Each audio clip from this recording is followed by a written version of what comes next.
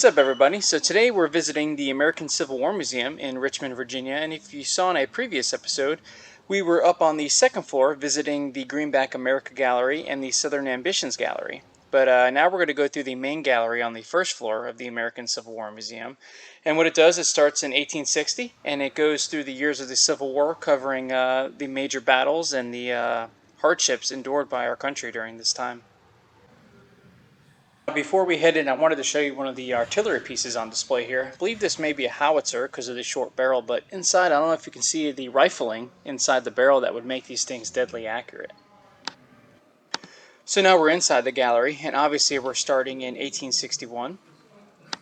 They have this interactive board, which is pretty cool to mess with. As you can see, the troubling casualty numbers in the first year of the war. But something that I wanted to point out was the Battle of Fairfax Courthouse, which was the first Confederate soldier killed during combat in the Civil War. And as you can see, a Union soldier was also killed in the skirmish. And something else that's popping out at me is this was considered one of the war's first land engagements.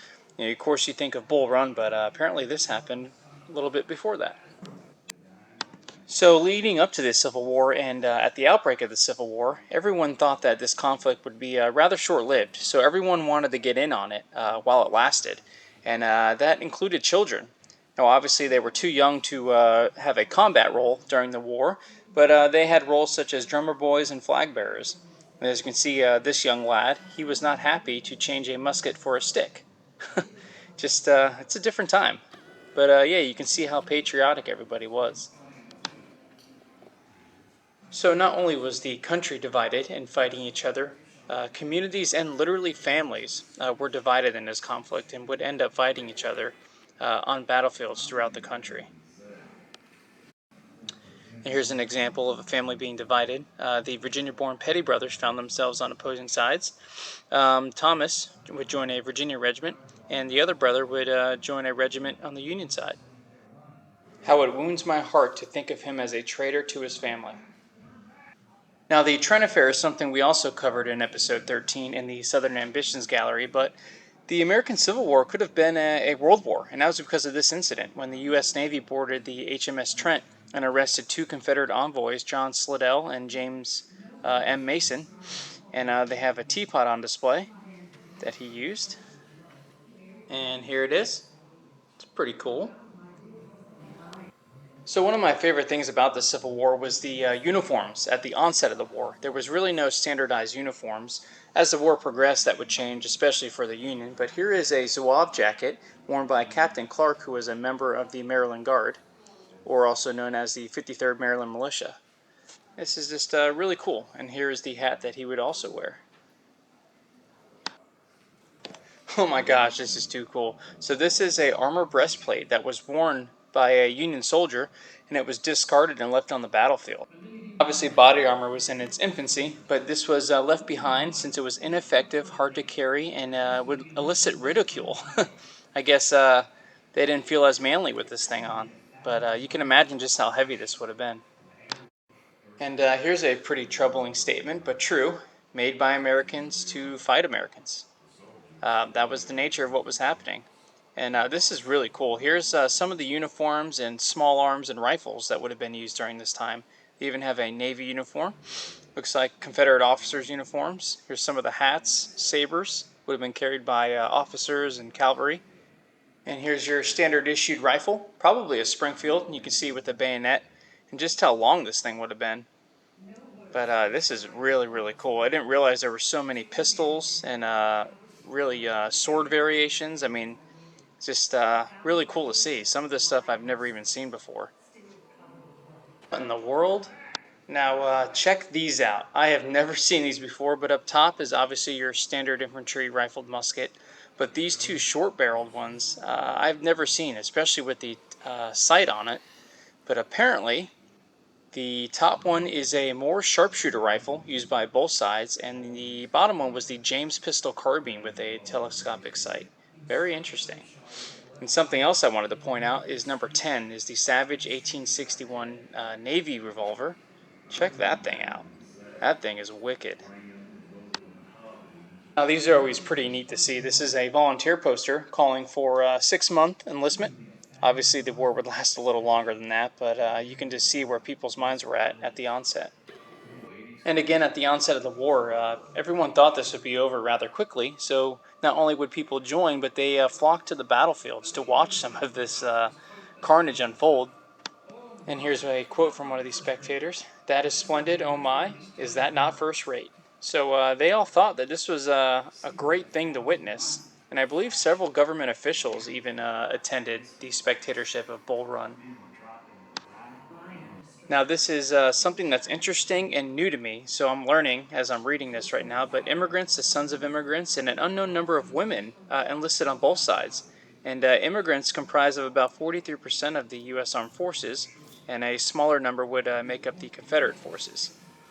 And here's some of the examples of women in service, disguising themselves as men. That is really cool. I didn't know that. This is super cool. This hat was worn during the first Battle of Bull Run by Colonel Francis Bartow of Georgia. That is really, really cool. And this is a homemade uniform that was worn by a Confederate soldier. And let's see. This homemade shirt and forage cap served as Private Kennedy's uniform during the battle.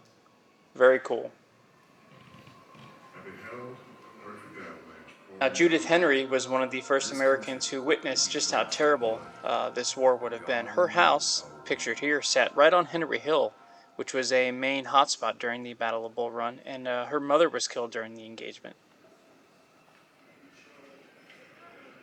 Now, out of all the battlefield relics I've seen so far, this is my favorite. Now, this is a Bible that was struck by a bullet, and this red string is representing the trajectory.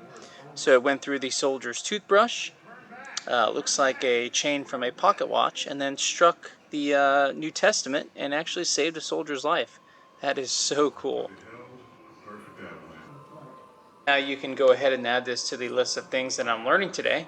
But on May 23rd, 1861, Frank Baker, James Townsend, and Shepard Mallory took freedom into their own hands. They fled to Union-controlled Fort Monroe. The Union accepted them as contrabands of war, and within a month, over 500 enslaved African Americans fled for Union lines. Now, due to the high number of deaths during the war, I guess they had to get innovative, and they started using ramrods to mark graves. Ramrods are used in your musket to ram the powder and bullet down the barrel, but in this case, they used them to mark the graves of their fallen comrades. Oh, wow. So now this is the first time I'm seeing anything like this. This is the personal artifacts of Robert E. Lee. Here's his hat, sidearm, looks like spurs, and binoculars along with the case. That is super cool. I wonder if this thing was ever fired. Wow. Now, in the summer of 1862, the Union would launch the Peninsula Campaign in an attempt to capture Richmond. And just something I wanted to show you, the 7 Days battle alone resulted in 34,000 casualties. It's just mind-boggling to me.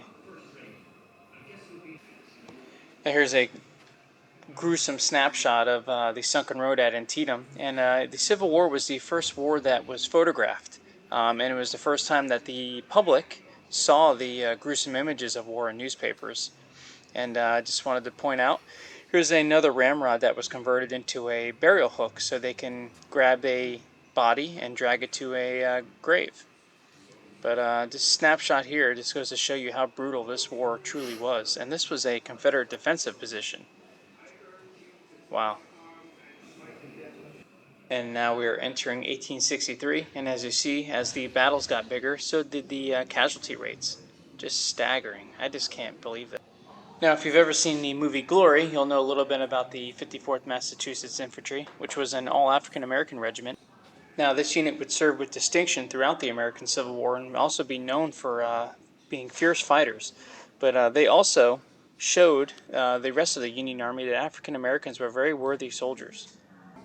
Oh my gosh, so this is the notebook carried by Captain James Keith Boswell, who was an engineer on Stonewall Jackson's staff, and the bullet that would strike and kill Stonewall Jackson would strike this notebook and kill its owner. Oh my goodness.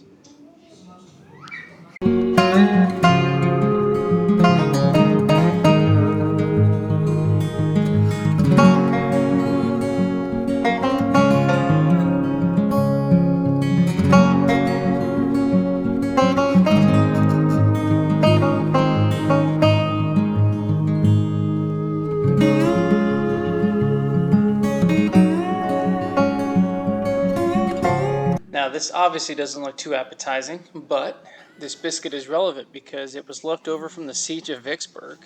And this is saying that this could be a whole day's ration. That's pretty eye-opening. Now this artillery shell here, this is a canister shot, and it's filled with these little tiny balls, so it acts like a giant shotgun when the shell would explode. And here's a pretty cool battlefield relic. This was a coat worn by a Confederate general during the Battle of Gettysburg. And let's see.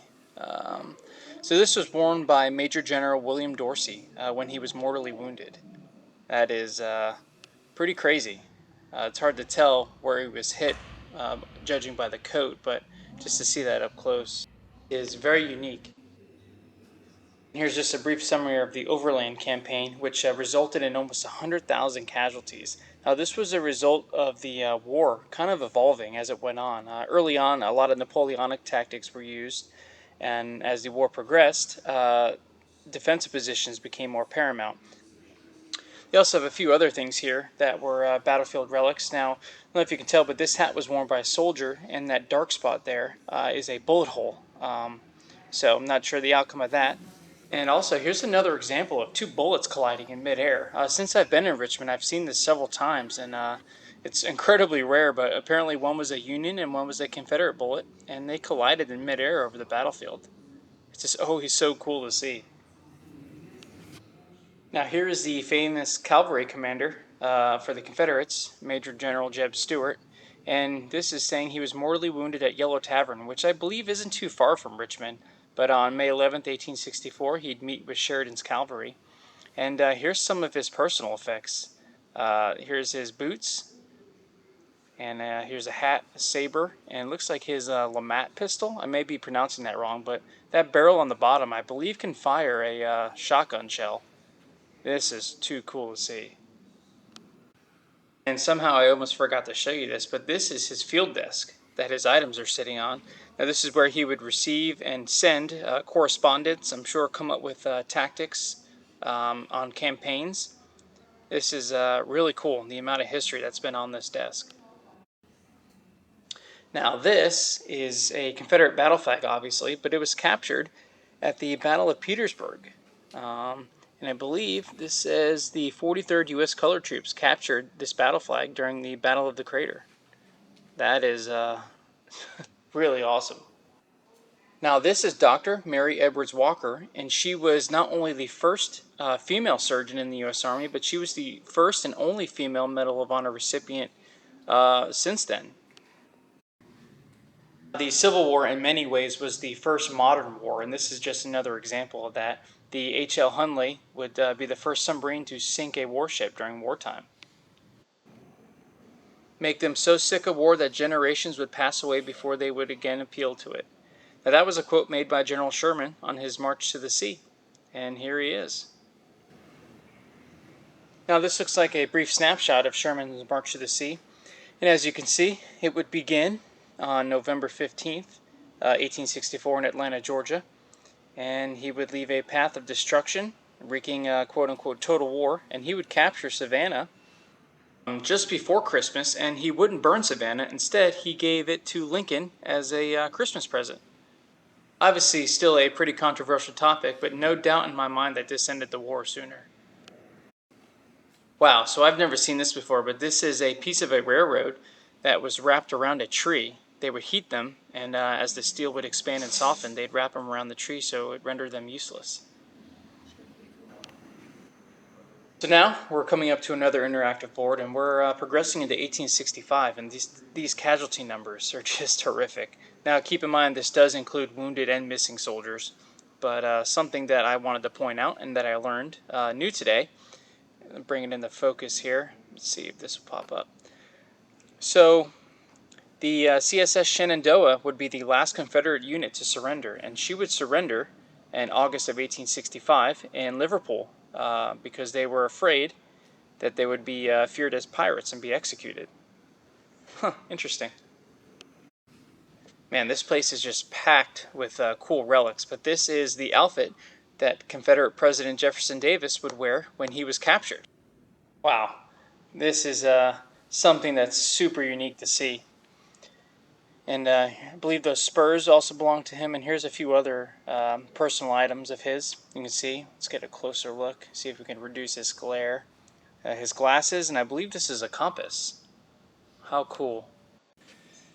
Now, what's unique about this pistol is that it was given to Jefferson Davis's wife as he fled Richmond for protection.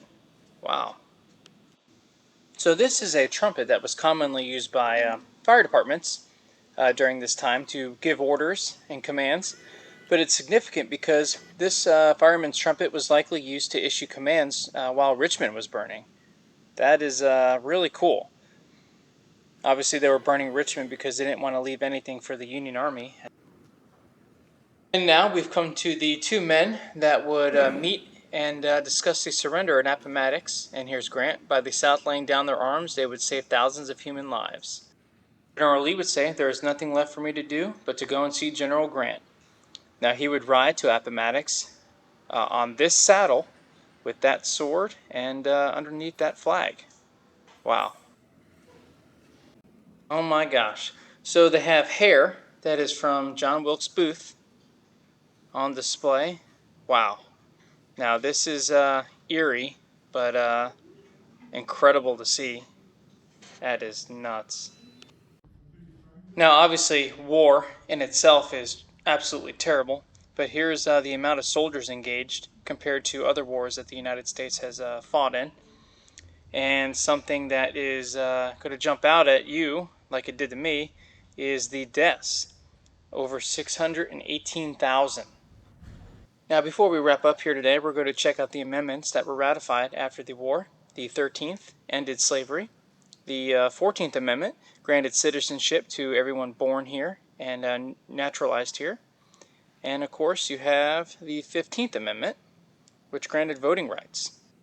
Now, the 15th Amendment, as you can see, was ratified in 1870, and it granted voting rights regardless of race, color, or previous condition of servitude.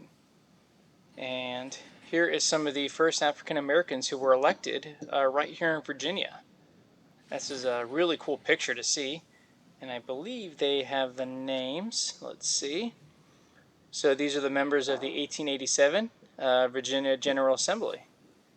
Really cool. Now, while the amendments were steps in the right direction, unfortunately, almost 100 years later, African Americans in this country were still fighting for basic human rights. And as you can see here, this demonstration, they were fighting for the right to vote. African Americans and women of all races struggled to have their voices heard and counted. Black men faced imposing legal and social barricades that were exercised well into the 20th century. I'm also going to share this with you before we wrap up. Now, our country took a few steps forward, but many steps backwards after the Civil War. And in 1867, almost 24 African Americans were elected into government offices. And unfortunately, due to fear, white Southerners passed laws and employed violence to reduce black people's participation and effectively ended their participation in 1910.